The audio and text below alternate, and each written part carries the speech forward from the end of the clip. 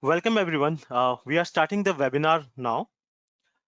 My name is Varun Mittal, representing our organization Path Infotech, and will be moderating the webinar today. I hope you all are doing good and taking care of yourselves and your loved ones. We like to thank all of you for joining this session.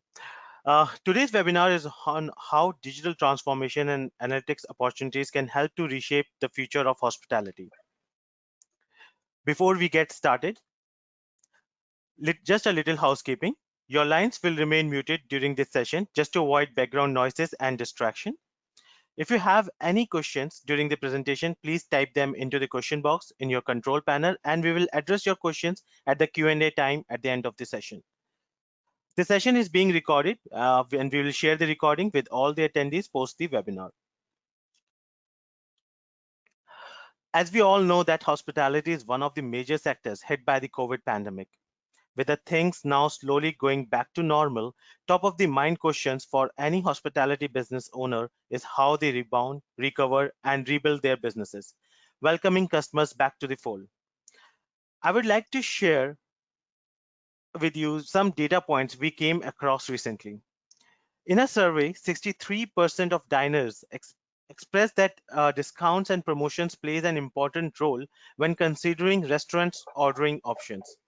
And 66% of diners said value was the top factor when deciding where to eat.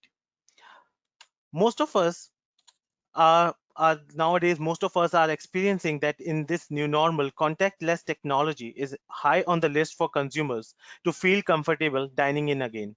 In a related online survey conducted by an independent consultancy, Untold Insights, we get to see that 40% of consumers like to view the menu and order on a personal device. 36% of consumers like to pay on a personal device, and 35% of consumers like to make a contactless payment from kiosk or a tablet.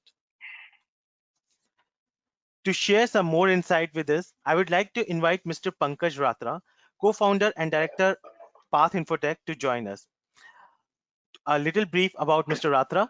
He's an exemplary business professional and a name to reckon in the industry. Trusted by his peers and admired by juniors, he's known as much for his patience, sincerity, and commitment for his business acumen, leadership skills, and overall business management. He will taking us forward in conversation along with our guest, Mr. Pradeep Ramakrishnan from Yum International and Mr. Sudip Mukherjee from Path. So, uh, hi Pankaj, how are you doing today? Hey, good morning, Varun. Thank you very much for having me here today. Thank you. Now, with further delay, I will now request Mr. Ratra to take the lead from here. Hey, thanks, Varun. Good day, everyone. And, Varun, thank you for setting the context and sharing some data points that definitely provide some insight on what customers and how expect and how they are expecting to or sort of responding to these some of these unlock, that are getting announced from in different parts of the countries, cities to that extent, with obviously a lot of restrictions. So before we really get started, I thought let's start and get some insight through a quick poll here. And Varun, I'll need your help to run the poll for me, please. Sure.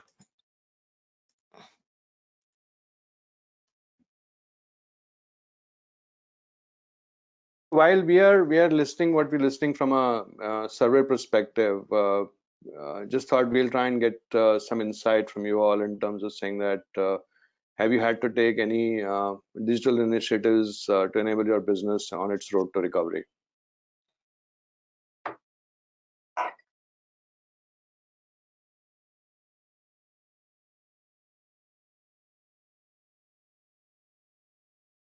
Great. I think we got the some responses. So I'm closing the poll now. Yeah, great. So thanks, Varun. And I think the results are very, very, I would say favorable, or what one would expect. I think a good 80% of the participants are saying that they've had to take initiatives to that extent to digital initiatives to help their businesses bounce back. Uh, Varun, I think I'm going to need help for you to help me transition to the next slide, please, because I'm having some issues in being able to transition. Yeah. Yeah. On that note, let's go ahead. Let me take the opportunity to introduce our uh, uh, guest today. So we have Pradeep Ramakrishnan, who is the CTO at Yum Restaurants, and Pradeep comes with over 20 years of experience in the industry with a lot of focus on digital technologies and hospitality, and about 10 years of experience extensively in the QSR industry with being a CTO at KFC and Pizza Hut. Prior to that, yes, of course, Pradeep has been in he's been with MR Properties, managing their IT and retail division, as well as has extensive experience in a wide range of technologies covering architecture and governance models. And in the recent past, he's been heading some very specific digital and e-commerce initiative at Yum Brands. So on that note, I'd like to say a quick hello and welcome, Pradeep. Hi, Pankaj. Thanks for having me here. So happy to be here. Yeah, so thank you, Pradeep, and I'd also like to introduce and welcome Sudip Mukherjee, who is a principal consultant, hospitality and retail at Path Infotech. Sudip also has extensive experience in digital and IT solutions, specifically focused on the hospitality and the retail sector. Hi, Sudip, welcome here. Hi, Pankaj. Very good morning. Good morning to everybody. Yeah, thank you, Sudip, for making it today. I think let's get started with having to get some insights from Pradeep and Sudip today. I would say the most pertinent question at this point in time, Pradeep, for you would be that how the restaurant and the QSR industry, because you've been part of it for a long time, how has that transformed in the last 5 months, from a point where what can be called as the old normal or the usual operations that were there and to where we have come today. So, please give us some insight on that. Yeah, sure. Okay, as you know, Pankaj, so what's happened is the industry, the hospitality and the restaurant industry is most affected in this pandemic, right? The consumers who were out and about doing many things that they liked had a lot of inhibitions going out when it comes to consuming food. And most of the consumers were actually looking for some sort of a comfort and familiarity, especially during this pandemic time. And in the last 5 odd months, the brands actually were trying to manage the change and swiftly, efficiently to look at what the consumer wants and then to pivot to that particular need. So that's what was happening. And but to say the least, the industry was significantly affected, and it is actually it is so much that the customers were not really out and about in this last 5 months doing what they were used to do. Yeah, okay, makes sense. I mean, I think with so much happening because of the whole pandemic striking at like that. So while the unlocks are getting announced and there are a bunch of guidelines that have been announced from time to time, share with us some of the key challenges that are faced by the F&B industry to that extent. Yeah, it's just what is the few challenges was actually well, it was very actually it was one is an ability to assess and understand some of the insights on what is driving the changes, right? And what changes will stick and what won't, and will life be back to normal ever, right? So, and then the ability to uh, kind of understand what's the new normal going to be, or the ability to see what's the future is going to be.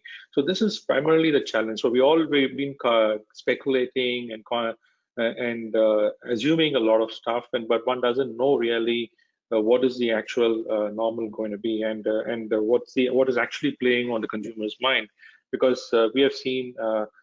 In the industry, especially in a market like India, there was a lot of changes in the regulations and the restrictions that was put in the government in the initial first few months, where the movements were restricted and people were the local administration had different rules in different states and so on and so forth, and this was playing up significantly on the consumer's mind, and this was actually was making it even more difficult for us to ascertain as what is how and what habits are going to stick amongst the consumers. So this is something that's actually some of the challenges that I said. There's 4 or 5 things: that what is driving the changes, what changes will stick and won't, and what is the life going to be after normal, and etc.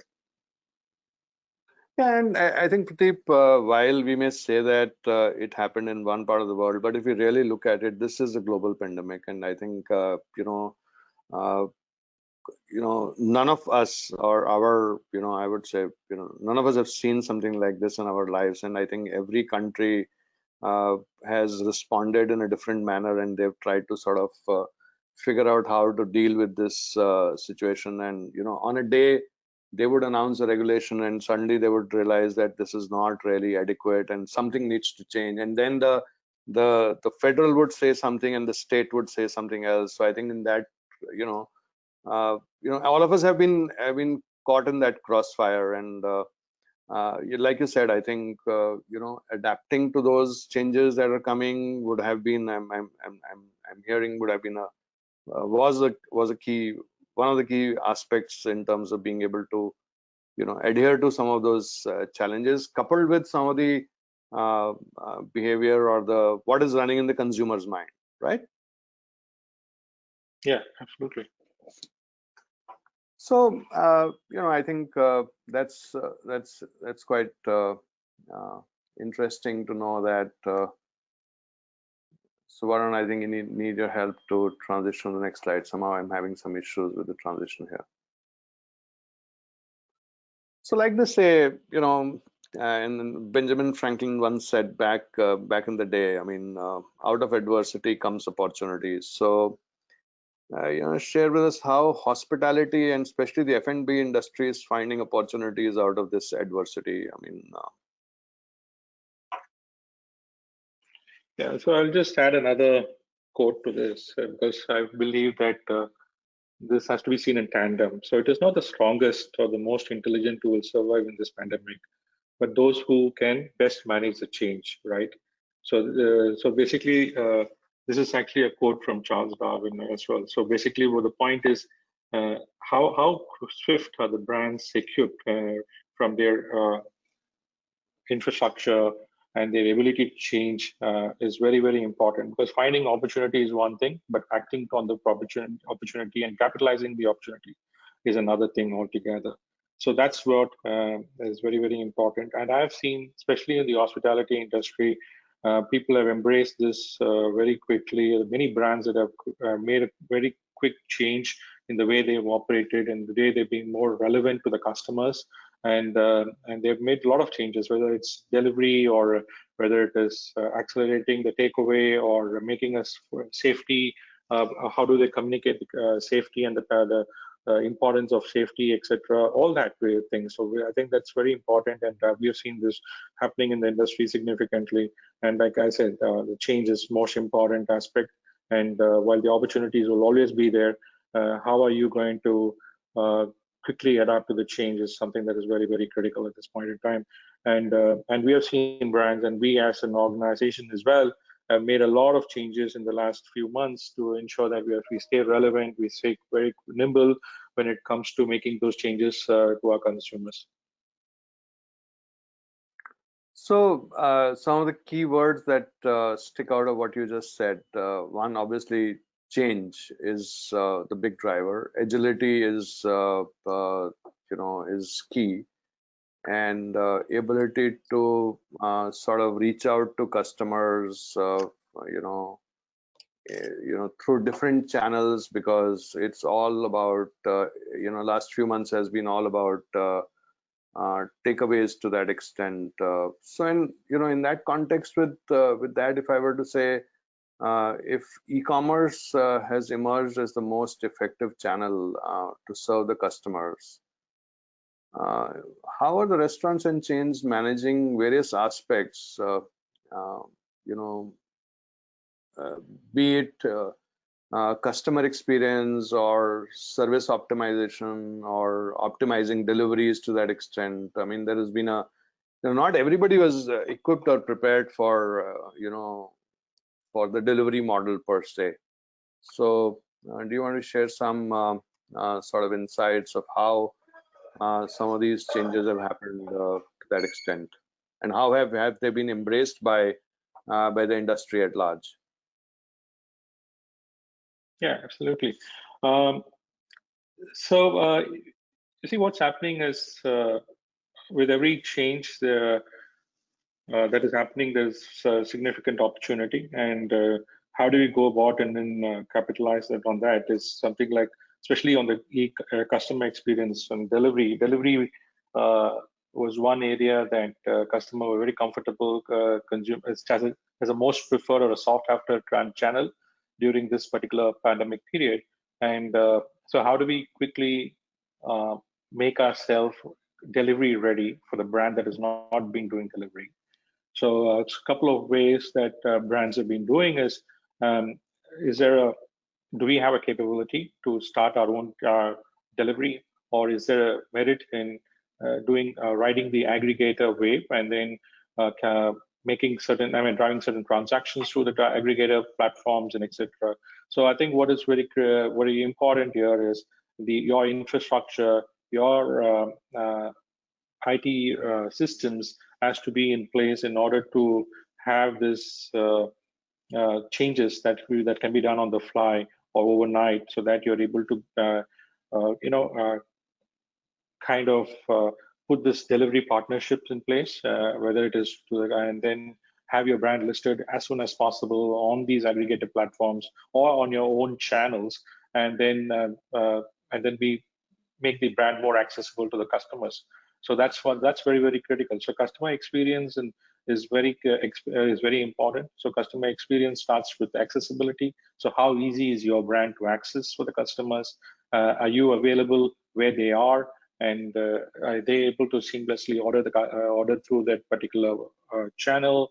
And are you able to service? Those things becomes very important. And your ability to change overnight or overnight is very, very important.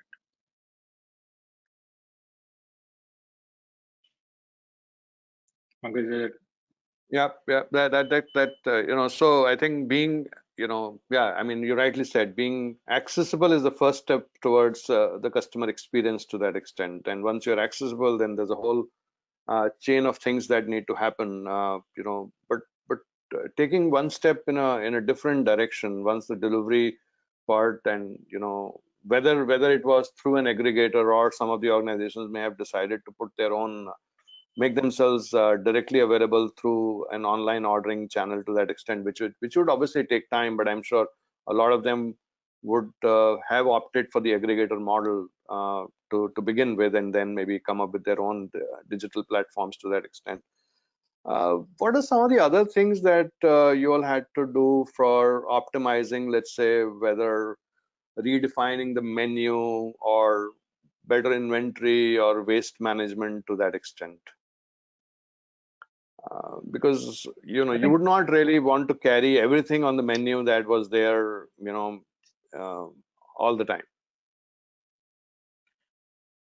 I think it's a great question. So basically, it's very important. The menu simplification plays a very, very important role here. So the menu simplification has got two aspects here. One is because your kitchens are all have to conform to the social distance norm. So you don't have the kitchen which is actually the same kitchen that used to be in the past. So you have lesser staff, lesser ability to, or the throughput of the kitchen is a tad lower than what it used to be. So in a situation like that, it is very important to rationalize your menu, or to say that what is important to have, what is to the core, stick to the core, and make the core more prominent and part of the menu, so that the customer knows what they're coming for. And also at this point in time, very important lesson that we had is the customer is not going to be very exploratory. They're going to go with what they're familiar with, especially for the brands that they know. So when they come to you, they actually will come to you for what you're known for. And that's what they're going to look at, and that's what they're going to consume. So any innovation or any new thing may not have a space for at this point in time. So that's something that's very, very critical that we learned. And also it's important, and we've seen this across all the sectors. So they're playing their strength, and very important. And also when you talked about resources and wastages, etc., is again, one has to be very good in kind of predicting what's going to be the transactions that they are likely to do in this kind of a scenario. What is that they're going to sell? So how do I optimize my inventory? How do I keep my food cost at bay, etc., is very important. And for this, I think if you rationalize your menu, if you know what you're going to cook and what you're going to sell, that helps significantly when it comes to managing this resources more effectively. Which basically means Pankaj, over in, to you. right from the front end of the menu to optimizing your suppliers and supply chain to that extent, and thus leading to, optimizing the waste is an end-to-end, piece that you all worked on and you all had to do, look at it in that sense. Precisely. Awesome. So with again going in a different direction from a consumer perspective, and whether it's consumer or it's the we saw in the data points that Varun played on us, it's about contactless everything. So share with us, how have you all achieved in contactless everything in the context of whether it's ordering, it's payments, it's packaging, it's delivery, and the whole host of things that need to happen from the time that person sort of gets to access the menu to the food being delivered to him, or whether at home or on the table, because the table dining is also sort of getting there, if not there completely. I think in different parts of the world we are seeing dining in options also getting open now. Yeah. So basically, I think, as I said, at this point in time, what plays in customers' mind is safety, and that's paramount. So what are those three, four things that you're going to do from a safety standpoint, and how are you going to communicate that very clearly to the customers is very, very critical, because that's what's going to make them feel safe, and also you make it easy for them to come and consume the brand. So now what happens there is very important is it starts from the time of ordering. So do you have a contactless ordering options? So which means you can actually, you don't have to go to the counter, the traditional way of ordering. So they're able to do it through a mobile phone, etc. becomes very, very important.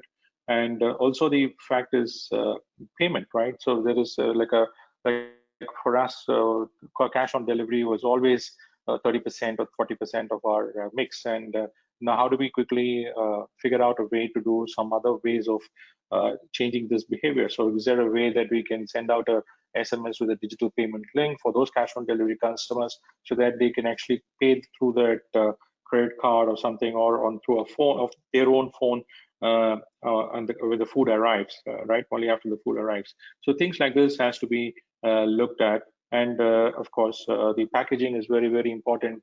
So one of the key aspects in the packaging is also the fact how secured is the packaging, and does it have a tamper-proof seal, and does it communicate some of your hygiene standards that you have been adhering to at the store level, the temperature of the rider who's handling the food, or the temperature of the team members in the store. all these becomes critical data points for the customer to feel safe, right? And this is something that not just a brand like ours, but most of the brands have started doing, and it's very important to ensure that uh, for the contactless. And over and above this, what we also did is we also did something like KFC to the car.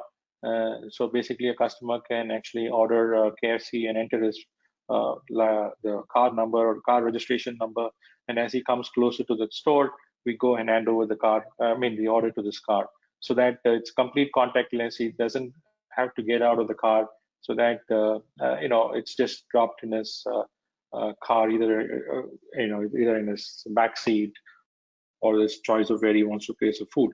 So this is how some of the brands have actually gone ahead and then done contactless, I would say. And very important aspect, I would say, is amplifying your communications around the contactless, and how you're communicating the safety aspect is very, very key.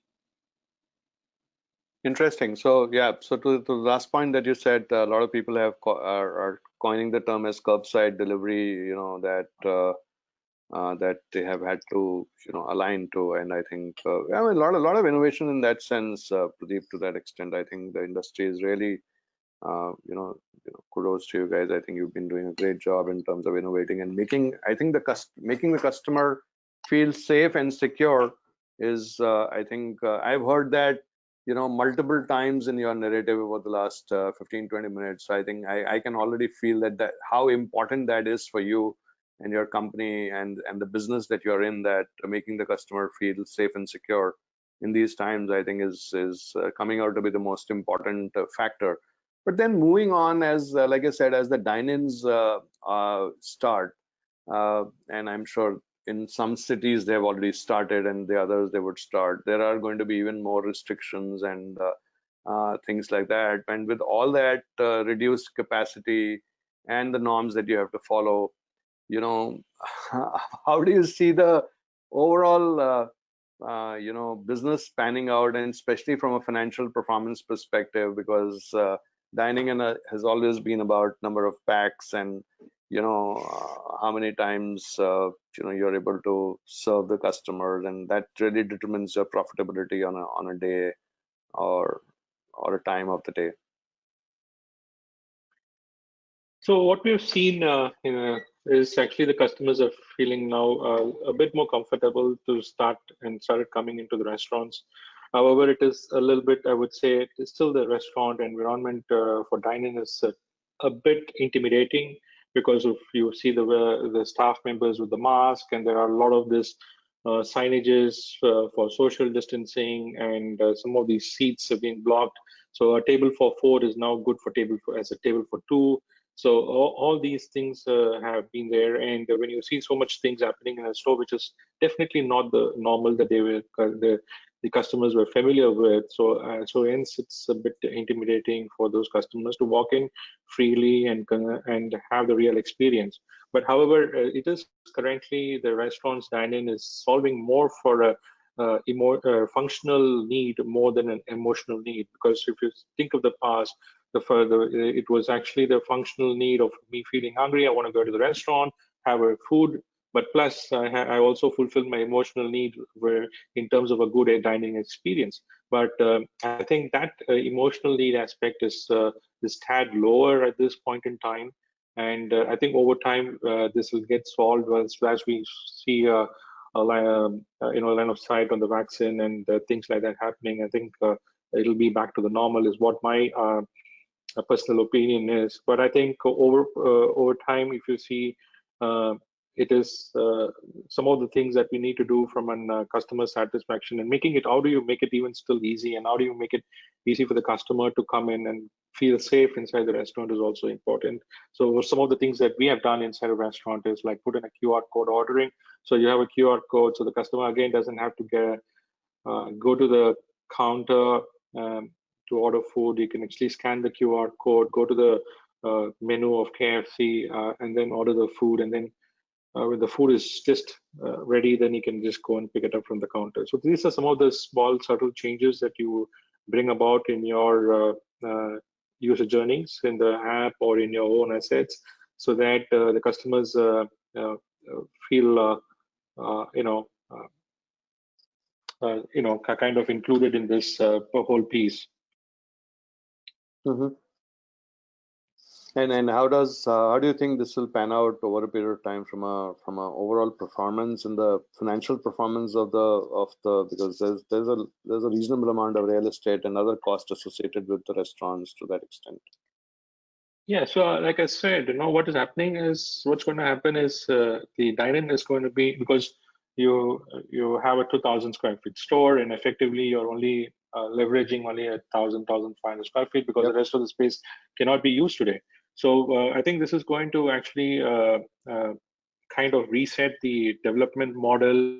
So how are you going to go and look for stores in the future? Is that do you really need a 2,000 square feet store, or can you actually optimize it and then make it more relevant for delivery and takeaway, and then have a very small dining space and so on and so forth? So these are some of the things from a margin standpoint. How do you make the business model more successful and more so that your paybacks don't stretch, and there is still an interest among the Sure. investor community to go ahead and build the stores.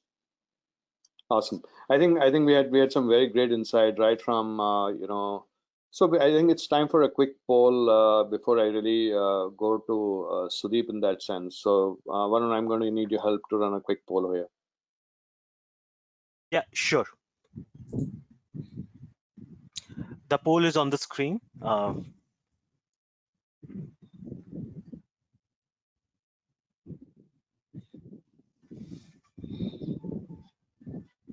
So basically what we're saying here is that which of your operations are being rebuilt using data insights, whether it's payments, whether it is multi-channel.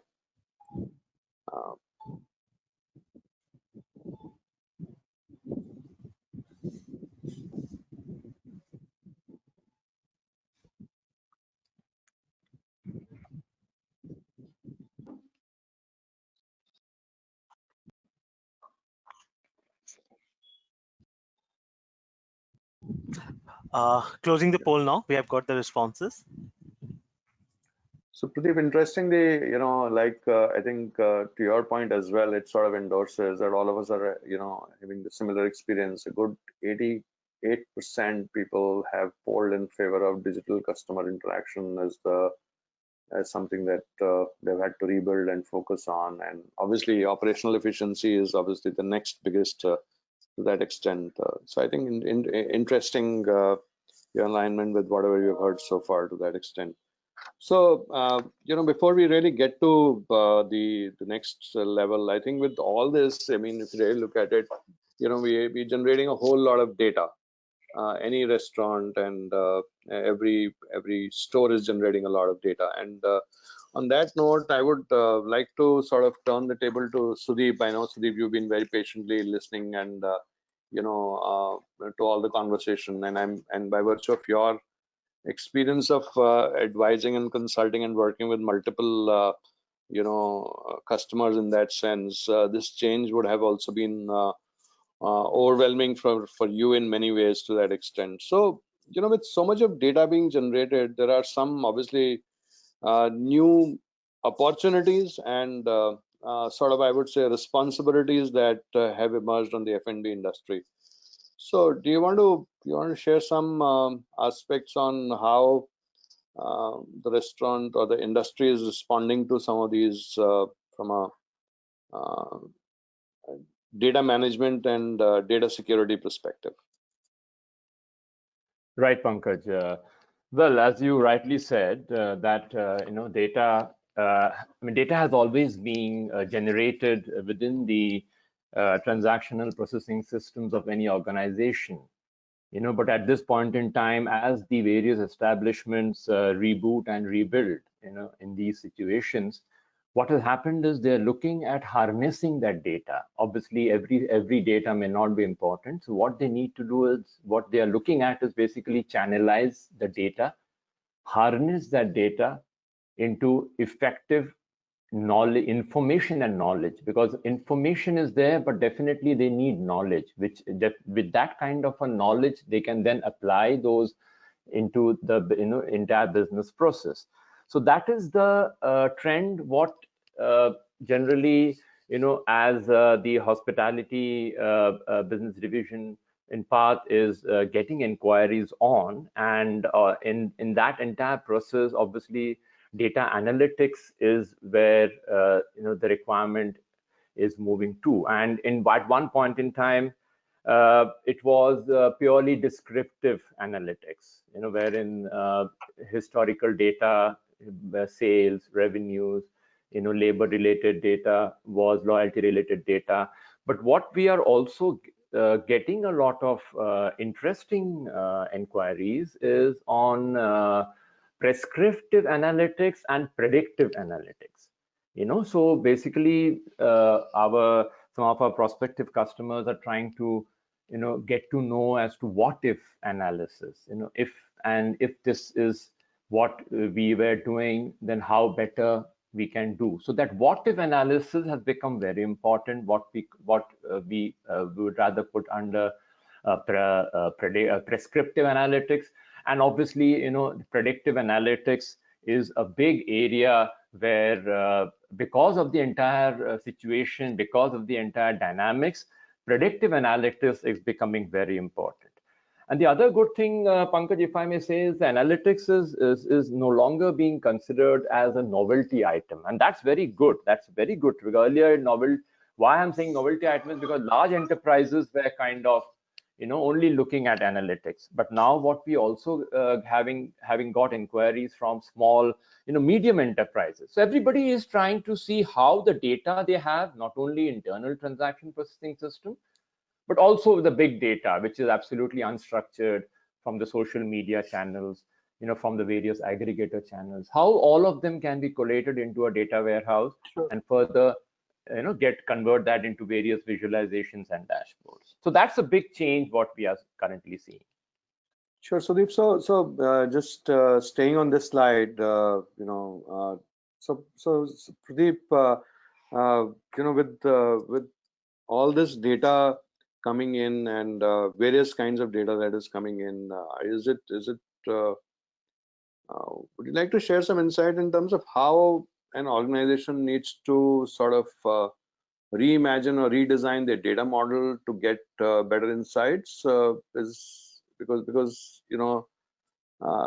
from what we saw in the past and what we are having to see now is a very different world. So is there an absolute need to go back to the drawing board and start to reimagine or redesign the data model to that extent? Absolutely, I think so, because what has happened is the amount of data that we have collected in the last 2 years is phenomenal, right? Because every brand is inundated with customer data today, because as you start doing delivery and as you start doing more and more digital transactions, what happens is you're able to bring certain kind of an identity to a transaction. Because in the past, every restaurant transactions, that there are 10 customers who came, had lunch, dinner, snacks, whatever, but you don't know who they are, what they consumed, and the demographics, nothing at all. Now, as you start empowering them to order digitally, what happens is you actually have this voluminous data that is coming your way. Now, what you do with that data is very important. That's actually what we say the transactional data. Now, how do you actually marry that with the experiential data? So what do they go and say after post consuming experience? What do they go and then say in the social media? Or what do they say when you solicit feedback? So how do you bring all this together? And then what is the insight that you're going to drive out of it is very, very important. So basically, the brands have to look at data very differently. Actually, it's just not dashboards or not just stating the obvious of what sales I did yesterday, what was my average per check, and what is my total number of customers I served yesterday, because these are stating the obvious, right? So now we have to move beyond the obvious and then start looking for what the insight is. And the sooner you find the insight, then I think that's when you're able to make the change in the business and then be more relevant to the customer needs, and then make and for this, I think very important is your data architecture and your data model has to support. So do you have a way to capture both structured and unstructured data, to what Sudip said earlier, and do you have a data lake in place, and etc. All these are very, very critical aspects that a brand should answer. Yeah, suddenly the sources of data have multiplied, and you're getting a variety of data. It's not just about your, transaction systems churning data. So, Sudip, back to you. I think, coming back to you in terms of saying that with what we heard from Pradeep, and I think we are having to reimagine the data model in many which ways to get the insights of, or to make good use of the data that we are collecting by virtue of customer information that we have access to now, and converting them into meaningful insights. So do you want to share with us your perspective on that, please? Yeah, I mean, the scenario actually has become so dynamic in the present times that everybody wants to get the information and knowledge not only on a month-to-month basis, but basically we are talking about on a week-to-week basis, and that relates to production-related aspects, marketing-related aspects, and obviously, customer behavior pattern. So those patterns, those relationships, those associations, dimensions of the data has gathered a lot of importance. So yes, getting the data collated into a structured data warehouse, so converting that unstructured data from the external sources into a structured form, and then obviously with the use of the various analytical tools, creating those visualizations, which I will like to cover in some of the dashboards what we have created. If we can move to the next slide. Sure. Right. So as Pradeep has been mentioning, and as we all can very well understand, the online ordering has become very important. So in these times, people will not like to visit the place, but rather, they have been ordering online. So in that context, if you see what we have delivered in one of a few cases is that, how the ordering is coming. And as you can see, we are focusing at a very, very micro level from a weekly perspective. And that is becoming very important. So definitely this is a kind of a visualization from online. And when we talk of online, obviously that is on as a precursor, there has been promotions which are going on to attract the customer to ordering online. So here we are trying to see what is the effect of those promotions, how the promotions are yielding results in terms of online ordering, how many repeat customers are getting generated, right? So if we can move to the next slide. Okay, it is also important what we have realized is, there's a requirement for products preferences. What are they ordering? Because in these times, inventory management has become critical. So definitely they would like to stock items, spend on items, manage the cost, on certain products, which is basically being ordered. So that product preference, not only in terms of just food, beverages, also, and definitely, when we see as a trend, you can very well, visualize that what are the products being ordered. And once we get that trend, then obviously it becomes easy, both in terms of delivery process as well as in terms of managing the cost. So that is something which obviously is also gathering a lot of importance. Yeah, can we go to the next one? Yeah, this is another very good thing which we delivered, wherein we talked about as we were talking about promotions. So there are various from a large enterprise. There was basically what trying to ascertain that in the various cities, as you can see, what has been the pattern of the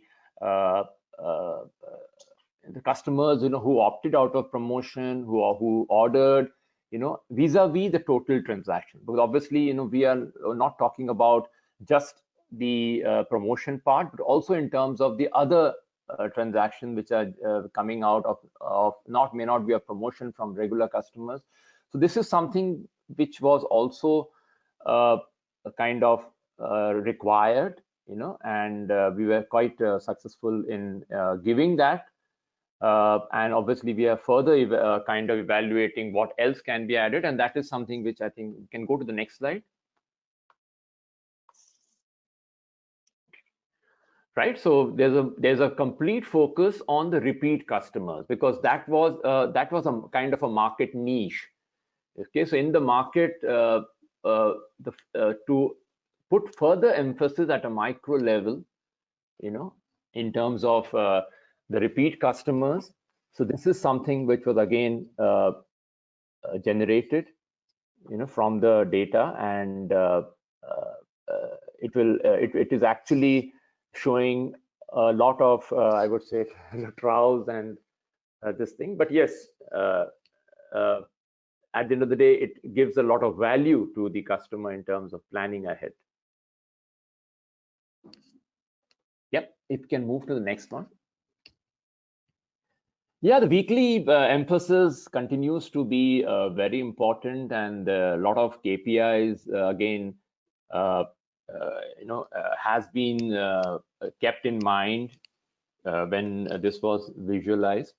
So this is a classic example of an overall kind of an analysis, as to repeat customers, new customers, how many orders were generated from a cycle point of view, how many were ordered. I mean, what's the amount? What's the kind of an average transaction? What has been basically generated? What's the kind of a bill value? What has come? So this is where, at a micro level, I can say it will help the customer in their planning ahead. Can we move to the next one? And obviously, like any business, their focus being on gross profit. This was discussed extensively, and with again the focus being on more of a weekly level sales, more in terms of what is the cost of sales, which is obviously very important. So that comparison, that comparative again was required, was important. So that's something which we worked out. And so as you can see, overall, if you see all the slides, what we have managed to create with our analytics team is mainly related to on a micro level. Obviously, macro level days are gone. They're more keen to focus at drill down, using drill down features at a weekly level. And because day by day the dynamics are changing, and that is the reason the focus has been given on concentrating at a weekly kind of a dimension. Sure, Sudip. I think that was quite helpful. And just to circle back, with Pradeep, do you think this kind of insight is something that is relevant and been experienced by you all at Yum as well? I think these are very pertinent information, and what is critical to what Sudip said is how do we actually able to go down to the granular 15 minutes or 30 minutes pattern, and then see what happens during that time, so that you're able to be more precise when it comes to your production management and capacity, etc. So that's very important, and I think as we start seeing, this is very important for the brands to have this kind of an information, at least to a level of 30 minutes breakdown, so that what is that, and especially in a as off-premise consumptions continue to rise, it's very important because you don't know how many people are going to walk in or how many people are going to ask for delivery and what are they going to order. So information like this it will be extremely helpful, and we also make a lot of use of such data. Perfect. So I think it's time for a quick poll, and Varun, I'm going to need your help to run the poll here, please. Yeah, sure. So the poll is on the screen now.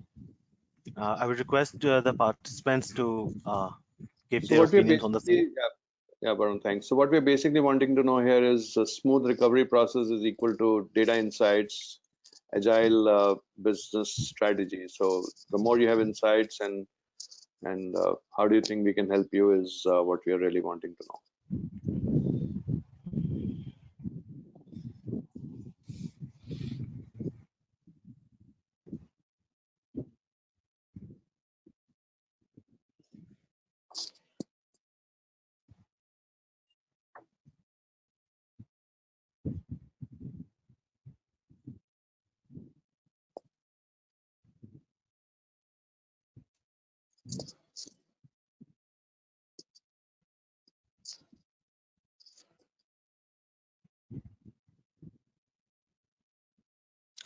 Closing the poll now. Thank you for your responses. So I think interesting. A lot of people are responding in favor of doing online ordering and promotion analysis and repeat customer analysis, which will really help them. I'm sure grow the business and get be able to engage and with the customers better. So we'll share details more as we analyze the poll results to that extent. But I think clearly calling out. I think online ordering and promotion analysis and repeat customer analysis definitely get the maximum attention from the audience today. So with that, I think we are sort of coming towards the end of our session today, and I'd like to hand it over back to Varun for a quick Q&A. Back to you, Varun. Yeah, thank you, Pankaj. Thank you all. We will go ahead and take some time for questions now. Just a reminder to everyone, please be sure to type your questions in the question box in your control panel.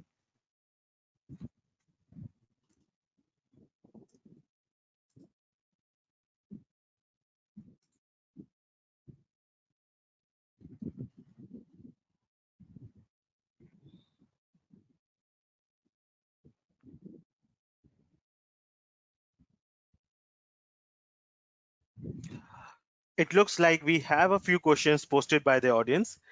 Thank you for the same. We will try to cover as many questions as we can, and the rest will answer your questions through the email, or you can just let us know. You can just email me across my email address. So first question is from Kim. Like we have different, I believe this is for Sudip. We have different POS systems in acquired units. Can we get insights from those units as well in an integrated environment? Yeah, sure. Varun, to answer Kim's question, what is important, we are not looking at how many systems. What is important is the data, and what matters is, how the data is stored, what is the database, okay? So I think once we drill down into understanding the environment, how many systems, diverse systems is not the question here. I mean, it can transact across various not only POS system, but various other financial systems and other external cloud-based systems that they might be subscribing to. So I think that's something which we can have a detailed discussion with Kim and definitely help him out in this context. Thank you, Sudip. The next question is from Daniel. Will these dashboards show real-time data, or do they acquire periodic manual interventions to show update insights? Okay, what I would like to comment here is that there would be a kind of a data buffering. Generally, 15 minutes to half an hour is what we have been kind of working upon. So I would think that there would be a lag of around 15 minutes to half an hour, and that is more like a real time. Okay, and in many cases it's also been data as of -1 day. So but yes, I mean 15 minutes to half an hour data buffering, we would be able to give you a real time kind of a real time view. Yeah, thank you, Sudip. The next question is from Nathan. What kind of infrastructure is required to across these data insights or dashboards? See, primarily it's about as we have uh, uh, been doing as of now, it's mostly on cloud. So obviously subscription to cloud data warehousing is the first and foremost thing as a part of the entire IT infrastructure. And at the end user level, it doesn't really matter. I mean, obviously there are smartphones, there are desktops, laptops, whatever that case may be. But what is most important is subscription to the cloud infrastructure, both in terms of where the data warehouse will be located. And then obviously comes the various analytical tools, and Path has been scripting these solutions on various analytical tools. So we can take it based on the understanding more details about the size of the organization, the amount, the budget they have, and we can accordingly work on the relevant, most appropriate analytical tool to fit into the entire environment. Yeah, thank you, Sudip. So just to add, Varun, just to add to what Sudip said, I think the cloud becomes even more relevant in the current context because you scale as scale it up as you need. So from that perspective, it's really very helpful in planning and execution to that extent. Yeah, thank you, Pankaj. So due to time constraint, this is the last questions which we are taking now. This is from the Anurag. The question is it possible to further deep dive into these insights to view for detailed granular levels in terms of a customer's preference in ordering or how they experience feedback or review? Yeah, I mean, as I mentioned earlier, that is exactly the kind of analytics what is in demand, really focused upon the customer, because every establishment is trying to get the customer back, in some way to be associated with their, as a loyalty customer to their brand again. So that is exactly where we are focusing upon in most of the cases. And to answer Anurag's question, yes, we can certainly do that. So let's get into the discussion and we can talk more on that. Yeah, thank you, Sudip. Thank you all. With that, we end this webinar. Thank you everyone for taking the time and joining us. We appreciate you being here. I hope you find the session interesting and informative. If you have any further questions for us, kindly do email us and we will reply to you. My email address is given on the screen. It's varun.mittal@pathinfotech.com. We will share the recording of this webinar with all of you very soon. And once again, thank you for joining us. We will see you next time. And a special thanks to Pradeep and Sudip for making their time today. Thank you, gentlemen. Thank you. Thanks a lot, Pankaj. Thank you. Thank you, Pankaj. Thanks, Thank you.